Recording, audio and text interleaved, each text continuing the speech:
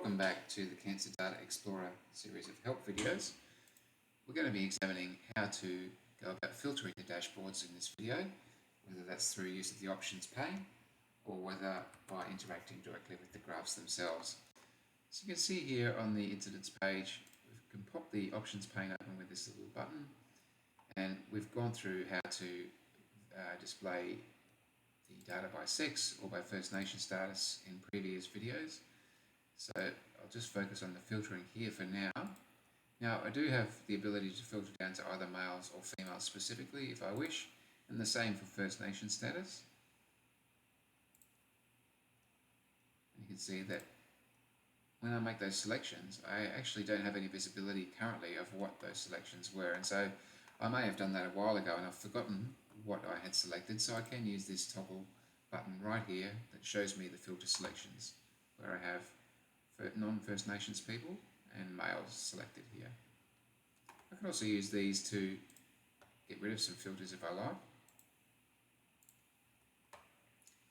We've discussed previously that the years of diagnosis are available for me to use via the drop down, so I can select a specific year here and a year that I would like to finish follow-up, or I can also utilize this sliding button here, the slider function, to select the period that I'm interested in.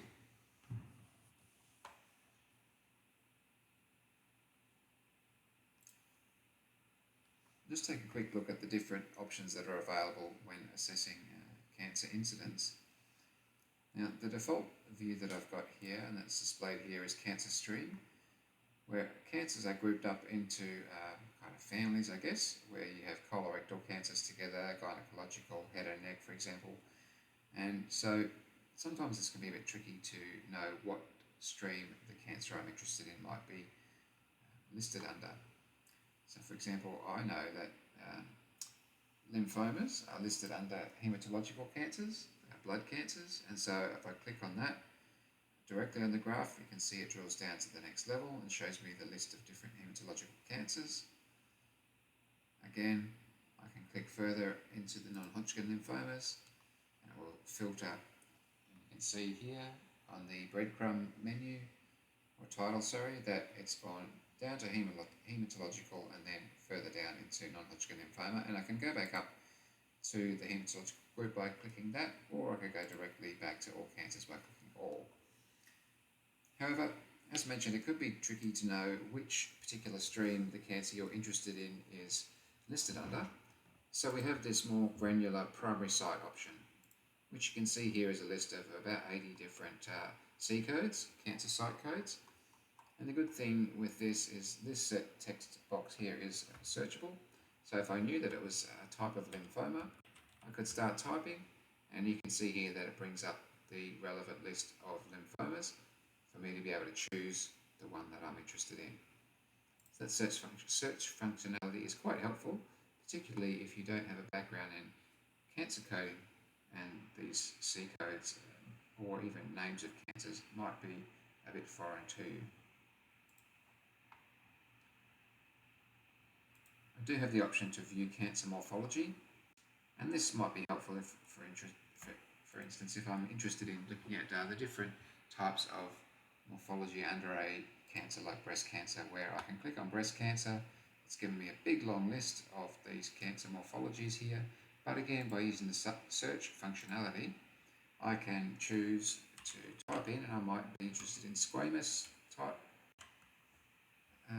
morphological codes, and so I type squamous and I can see that there are 3 relevant codes here, and I can select all or one of these codes.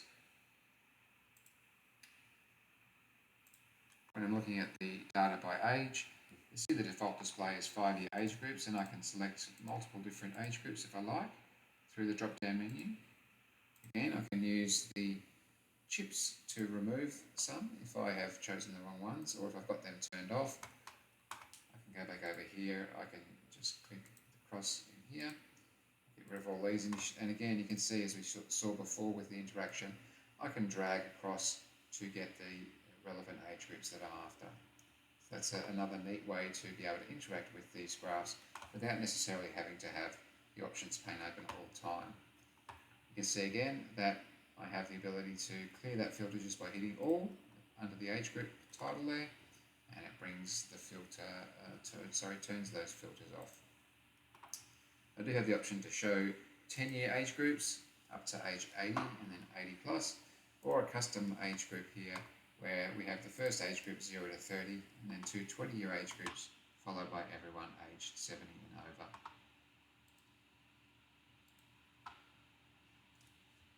Remoteness of residence is by default looking at the remoteness categories that are determined by the Australian Bureau of Statistics, but under the rates per 100k and the age standardised rates page for both incidence and mortality, I do have the availability of some other geographies.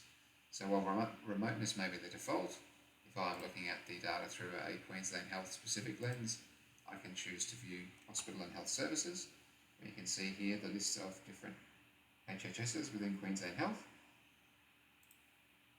I could be interested in looking at local government areas if I work in the local government, and again these are all searchable, so if I work for Charters Towers, I can start typing and you can see here that it brings up Charters Towers and I can make that selection.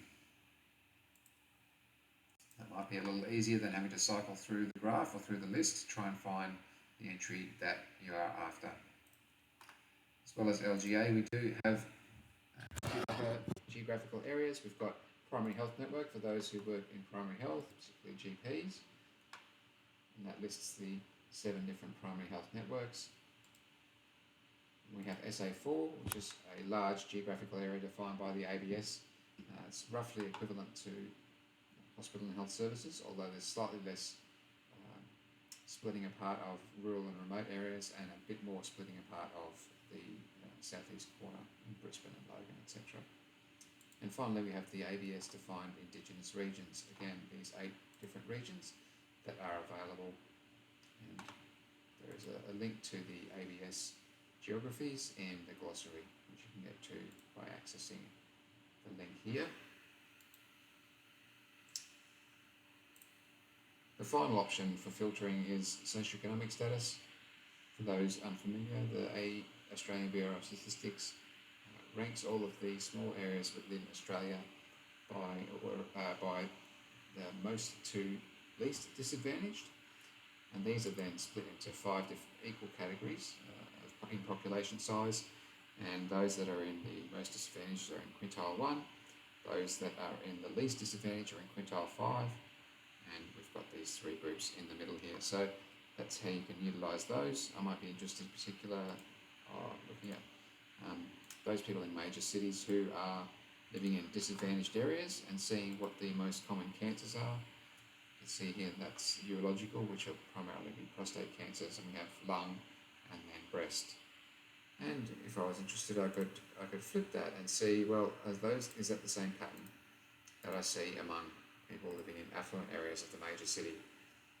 And you can see it's slightly different. Lung is dropped all the way down here to number 7 on the list. We have melanoma has jumped up to 2nd ahead of breast. So there are some different patterns that we can observe by where people live and by their socioeconomic status, or the socioeconomic status of where they are living. So this is the way we go about interacting with the options and the filtering options within the data. Again, we went through this during the survival presentation, but you do note that there is an additional filtering option under the survival pages that allows you to determine the period of survival that you're interested in, the default being 5 years. So hopefully that is able to show you a quick overview of how to interact with the graphs. We discussed in the summary video that there is some limited filtering available here too. You can click on the graph itself for incidence or mortality by sex to get a male or female specific view, or you can do that via the filter box here. The same with cancer type. These cancer streams here, I can click on lung, for example.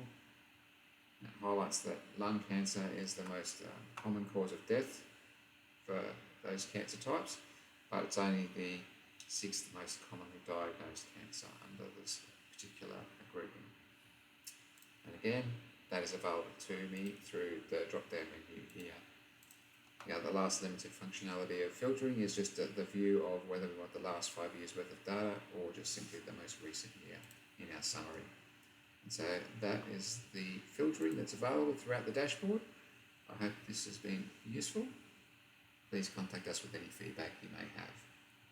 Thanks very much and happy exploring.